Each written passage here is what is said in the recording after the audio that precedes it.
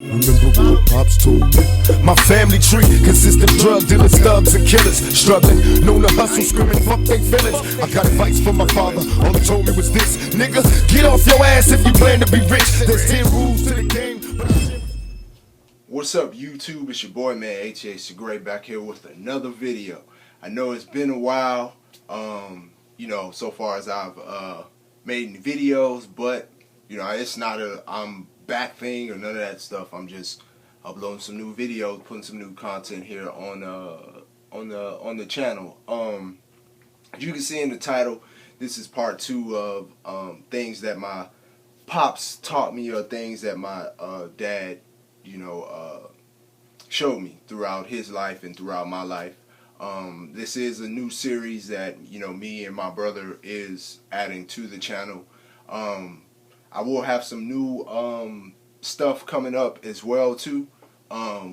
Me and my daughter Jordan, and it's just gonna be like some unboxing videos and stuff like that.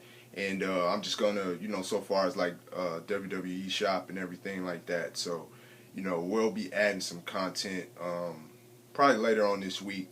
And I'm gonna do some things, to kind of show everybody my whole summer overhaul, I guess, things that I've picked up from WWE shop and stuff like that. And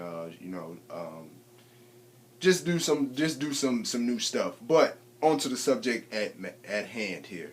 You see in the title, you see, things that my pops told me, music. And I'm going to talk about just, the whole music industry and things that my dad, just my music history pretty much. So far as with rap music and, different type of music that my dad pretty much put me on to. Or whatnot, which, of course, the majority will be, about rap music, hip hop, things of that nature, or whatnot. I didn't get to really listen to rap music as a kid, what I'm saying? A lot of things that came out in the early 90s or whatnot, my mom, she wasn't having it. My dad wasn't neither. I really didn't get to listen to a lot of the things that came out, at least, not when they first came out. So, I know some people may even clown me on this, like Dr. Dre, The Chronic, and like Snoop Dogg, Doggy Style. I remember those 2 albums because I think those came out like 92, 93. No. I didn't get to listen to those albums till like later on, you know what I'm saying? And I'll explain that, as I go through the story with, this whole music thing. And to me, it wasn't, at the time, I really didn't understand it. I thought, but, for me, it was, now that I'm older and I look at it, I see why my parents did that, or whatnot. As you guys, can see with the songs I play in my, my intros, my outros, especially when it comes to my dad. My dad was a huge Tupac fan. So, of course, he put, me, my brother, and, amongst others on the Tupac, whatnot, because, Tupac's first few albums, I really didn't, Tupacalypse Now, what was the next one after that? I want to say Strictly for My Niggas, I want to say. It's the second album. And then, of course, the third album was Me Against the World. I didn't, those I really didn't. Well, Me Against the World I got to listen to. You know what I'm saying? The other ones, not too much. Of course, we know what album came out after Me Against the World. If you're a hip-hop fan, if you listen to rap music, I don't care if you listen to it, don't listen to it as much no more or whatnot. If you're about my age, you don't listen to rap music that much no more. We all know that Tupac, All Eyes on Me, is like, that's a hip-hop, rap, whatever you want to call it, classic album. You must have it. You just have to have it. But, my dad was, real big on Tupac. He liked Tupac a lot. that All Eyes on Me album was probably one of the you know, first rap albums that I actually got to go and get. You know, I really didn't get to start buying, you know, rap music like that until 1995. I remember it particularly.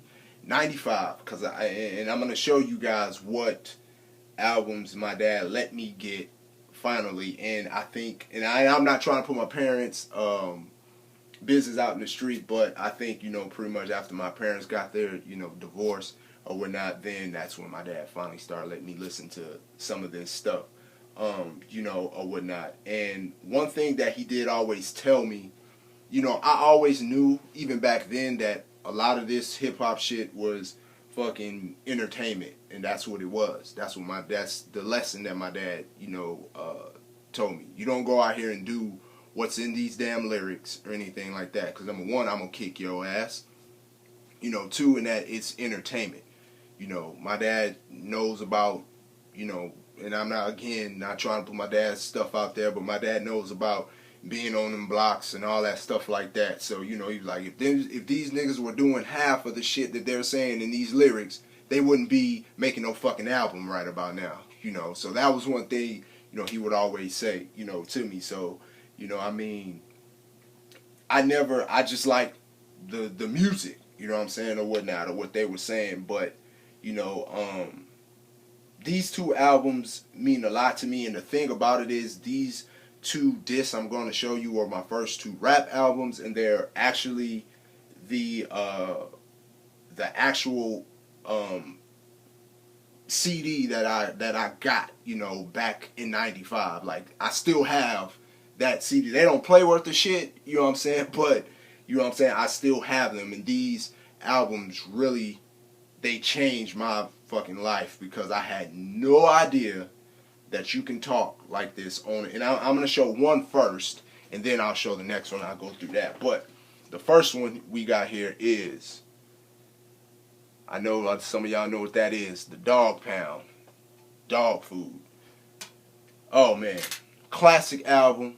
Another one, I think, you know, that's when Death Row was on they shit, you know, or whatnot. And, I mean, it's a album you could put in, play it from beginning to end. Just about, I think, 17 tracks on there, 17 bangers. I mean, you know, you can listen to it now, you know, and still, you know, and just, I mean, that's always, you know, my favorite song on there is, you know, Dog Pound Gangster. I think it's the second song. You know, Corrupt and Daz. I mean, man, you know, they was, you know, I've always was a Corrupt fan, though. Like, I mean, Corrupt is just, that dude's a monster on the mic, man. But, you know, I mean, we know that, and that's a whole nother video. We know the demise and everything of Death Row and all that stuff like that. You know, I ain't going to get into that. But, I mean, probably one of the best freaking, you know, record labels to ever, if not the best. You know what I'm saying? It's just crazy what those guys did. And the second one I have here, of course, man, like, at the age I was, I shouldn't have probably been listening to this. But this CD right here, I had absolutely, and I know some, and the thing about it is, I know this CD probably offend a lot of women, you know what I'm saying, or whatnot, because just how the guy raps. But this was another one of my dad's favorite rappers as well. And this was actually the first disc that he, you know, that he pretty much gave his blessing for me to actually get, you know. And, you know, it's just crazy. Let me go ahead and show you guys. You see, it got this CD, if you know the initials, that's me, and then I think my buddy had it for a little. My best friend had borrowed my CD for a while, and I didn't get it back. And I finally got it back. But Too Short Cocktails, I don't even have the cases for them anymore, because I've been having these CDs for so long. So, you know, that's when Too Short was with Jive, and before he was doing all the fast club music he started doing. But I know most of you guys know that classic song, Cocktails. And the things that Too Short said in that song, you know, I mean, whew, wow. When I first heard that song, you know, I remember I was riding with my pops, and we was riding, I remember he had a 1992 Jeep Cherokee, white. And he let me hear that. And I'm sitting there, in middle school, and I'm like, what is this? And the rest is pretty much history. But, another reason my dad started letting me go ahead and start listening to rap music, and that's one thing he always said, he'd rather him know that I'm listening to it versus me going behind his back and listening to that stuff, and he not knowing about it. So, that's one of the reasons why he went on and gave me the blessing to listen to rap music. But like I said, the rap music never influenced me to go out and do some of the shit that, that a lot of these guys say, or, some of these guys, they let the music influence them to do other shit, you know what I'm saying? But, those were the two, albums. And then, like I said, after that, I think it was Tupac, All Eyes on Me, Biggie, and I ain't gonna lie, I was actually a Notorious Big fan before I became a Tupac fan. Ready to Die was just a classic album, one of my first albums that I had too. Was Notorious Big, Ready to Die. Awesome album, man. Golly, man, those guys, those, and I think all those albums came out right about the same time. You think about 95, 96, those albums dropped. So those were classic albums to have along, with those. And of course, after that, you kind of had the demise of, Death Row and stuff like that. So, and going back to the whole Snoop Dogg thing real quick, Snoop Dogg, Dr. Dre, that's when I finally got to listen to, Doggy Style, like the whole album. Like, I heard songs off of it, even heard songs off of The Chronic, you know what I'm saying? But my dad didn't really allow me to listen to that stuff till like 95. Like I said, I really heard the whole Too Short Cocktails album before I heard The Chronic. You know what I'm saying? So, I know some people like, the fuck? Like, really? Like, but seriously, yeah. I mean, that's just, everybody's life is different. It's probably some people out there that you say Dr. Dre, The Chronic, they don't know what the fuck you talking about. They think you talking about The Chronic 2001 or something. But, that's just, it is what it is. Moving a little forward past that, we know like 1998, 99, I was in high school by then. I was a huge No Limit fan. Like, man, I was one of those, No Limit marks, getting, a lot of the CDs that they had, which, it was good. I mean, at that age, I was a teenager, so I didn't have no bills. That's all I was worried about, was buying CDs. But, No Limit kind of put me on to other rappers that, that you probably wouldn't really know about besides, Master P, Silk, and C Murder, and stuff like that. It put me on the Mia X's and the Soulja Slims, who one of the hardest fucking rappers ever, man, in my book. Fiend, Mac. I mean, the list goes on and on. The guys, that camp produced. You know what I'm saying? And then, early 2000s, Def Jam took over. You know what I'm saying? And, which you already had the Jay-Z, Jay-Z that was already out. I think Reasonable Doubts came out. I got to find that. I think I have that in here somewhere. Reasonable Doubts, that came out in, when did Reasonable Doubts drop? 96, Reasonable Doubts, Jay-Z. So, when I first heard Jigga, it was, ain't no nigga with, Foxy Brown. I just knew when I seen him, I said, that dude's gonna be something. Nobody didn't like Jay-Z then, you know what I'm saying? Not the people that I hung with, you know what I'm saying? And look what he turned into. So, I always like to take the credit for Jay, you know what I'm saying, when it comes to my boys, because nobody didn't really too much care for Jay-Z. But, then, you had him, and then, of course, you had, who really is my all-time favorite rapper, which is, DMX, you know what I'm saying? So, Def Jam took over early 2000s, and, that's kind of after that, man, I kind of drifted from, rap music. I know it's probably people watch this video, and, there's probably some people I probably forgot, I wasn't really big into the whole Wu-Tang Clan thing and stuff like that. Like, that's the thing, I I really didn't get into East Coast music till like probably, besides Biggie and Jay, you know, until probably like the early 2000s. Like in the 90s, you know, man, it was straight West Coast. You know what I'm saying? For real. You know, that's all I really was listening to. That's all my pops listened to. But, you know, the thing is, what I'm trying to say, you know, is that, you know, my dad, like like I've said in the other videos, and I'll probably say in every video that I do like this, like, man, my dad pretty much taught me everything I know.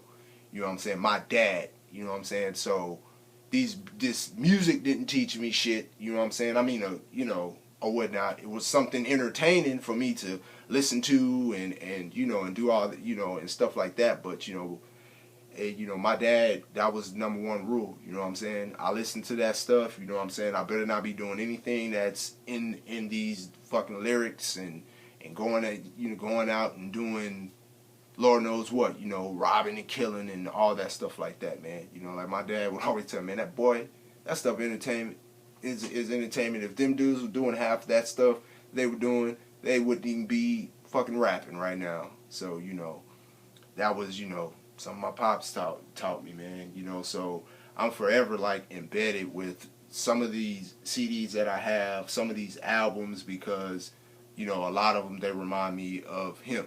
You know what I'm saying? But, you know, now, of course, like, once I got to, like, listen to my own stream of music, like I said, you know, with No Limit and, you know, the Cash Moneys and the Def Jam stuff and DMX and all that stuff, he was like, then, like, boy, what the hell are you listening to? You know what I'm saying? So, so I mean, that was always fun, especially when I used to listen to, like, DMX, or I would listen to, he didn't too much care for Bone. Like the fast rappers, man, I mean, some of the jokes he would say, you know, making fun of those guys, you know what I'm saying? It was crazy. He couldn't stand 50 Cent. So to all you 50 fans, I'm sorry, my pops did not like 50. And he didn't, because he said all the time, every video they would be in, that's all they would do, have them chains on and them hats and just be rocking back and forth like this. And it was funny, but I mean, he had to do it, you know what I'm saying? Because then, I mean, it was hilarious. You know, he had me and my brother on the floor freaking laughing, you know what I'm saying? But it was just crazy, man. But yeah, man, I just wanted to make this video talking a little bit about music, another episode of what my pops taught me.